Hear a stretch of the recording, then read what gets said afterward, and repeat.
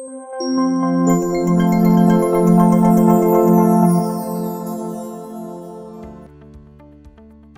баталгаажуулалт хэрхэн төлбөрөөн төлөх вэ?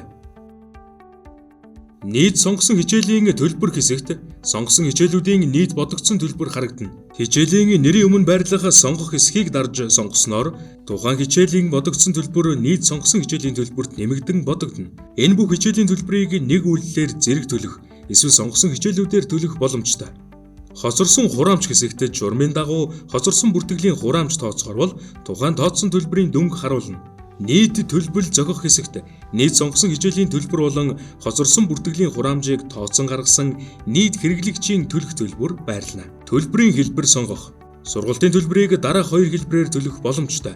Дансны үлдэгдлээр төлөх, онлайнаар төлөх. Дансны үлдэгдлээр төлөх хэсэгт суралцагчийн дансны үлдэгдлийн илүү төлөлтөөр төлөгдөх боломжтой төлбөрийн хэмжээ харагдана. Дансны үлдэгдэл дэх илүү төлөлтийн хэмжээ нь нийт төлбөл зохих хэмжээнээс их юм уу, тэнцүү бол хичээлийг шууд баталгаажуулж болно. Та дансны үлдэгдлээр сургалтын төлбөрөө төлөхийн тулд CC дансаа цэнэглэх шаардлагатай бөгөөд данс цэнэглэх заавартай танилцсан уу?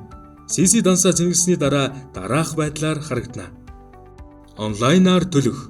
Онлайнаар төлөх хэсэгт дансны үлдэгдэл дэх илүү төлөлтийн хэмжээ нь нийт төлбөл зохих хэмжээнээс бага бол дутуу төлбөрийг картаар төлөх боломжийг олох бөгөөд картаар төлөгдөх төлбөрийн хэмжээ харагдана. Онлайнаар төлбөр төлөхдөө дараах 3 арга байна. Үүнд хаан банкны онлайн гүйлгээний эрхтэй картаар, голомт банкны онлайн гүйлгээний эрхтэй картаар, голомт банкны Social Pay аппликейшнээр төлөх боломжтой. Та онлайнаар төлбөр төлөх хэлбэрээ сонгон үргэлжлүүлэх товч дээр дарснаар банкны онлайн төлбөр төлөлтийн систем рүү шилжинэ. Банкны онлайн систем рүү шилжсэн үед тухайн системүүдээс тавигдах шаардлага, талбарын утгыг биелүүлж төлбөрийг төлөх хэсгийг дуусгахыг анхаарна.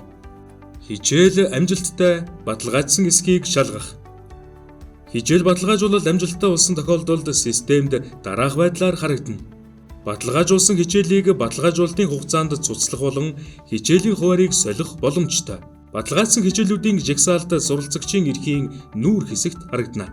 Ийхүү хичээл сонголт цэсний 1, 2, 3 дахь талбарт үүрснээр та хичээлээ бүрэн сонгож амжилттай баталгаажуулсныг илтгэх ба үүнийг хичээлийн хуваар дүнгийн мэдээлэл гэсэн цэсээс шалгах боломжтой. Хичээл баталгаажуулахдаа дараах зүйлийг анхаарна. Хичээл сонгосноос хойш 24 цагийн дотор цахимаар төлбөр төлөн баталгаажуулна. Баталгаажуулаагүй хичээл системээс цуцлагдана. Хэрэв танд суудлах үрэлцэхгүй бол хүлээлгийн жагсаалтад бүртгүүлэн хүлээлгийн дарааллаа системд ойроор хандал хийж хянахыг зөвлөе.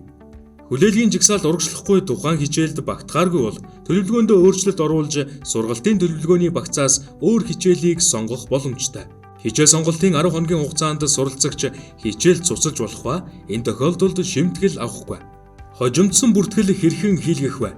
Хүндэтгэн үзэх шалтгаанаар заасан хугацаанд хичээл сонгон баталгаажуулж амжаагүй суралцагч тухайн үндсэн улирлын эхний 7 хоногт багтаан хичээл сонгон баталгаажуулах боломжтой ба хичээлд нэмэлт хураамж төлж хичээл баталгаажуулна. Нэмэлт хураамж нь бакалаврын хөтөлбөрийн ерөнхий суурийн хичээлийн 1 багц цагийн төлбөртэй дүүцэхүйц байна. Тус хичээлийн сонгон баталгаажуулалтыг сургалтын үйл ажиллагаа хариуцсан нэгж хариуцна. Хичээл хэрхэн цуцлах вэ? Суралцагч та тухайн үндсэн улирлын хичээллэх эхний 1-7 хоногт багтаан баталгаажуулсан хичээлээ шимтгэлгүйгээр цуцалж болно. 2 дахь 7 хоногт багтаан баталгаажуулсан хичээлээ цуцлах тохиолдолд хичээлийн багц цагийн төлбөрийн 30%-ийг суудгаж 70%-ийг сургалтын мэдээллийн систем дэх суралцагчийн дансанд буцаан байршуулна. 3 дахь 7 хоногоос баталгаажуулсан хичээлээ цуцлах бол багц цагийн төлбөрийг буцааж олгохгүй. 4 дахь 7 хоногоос хичээл цуцлах хүсэлт гаргах боломжгүй. Өвөл зуны нэмэлт улиралд баталгаажуулсан хичээлийг цуцлахгүй болно. Танд амжилт хүсье.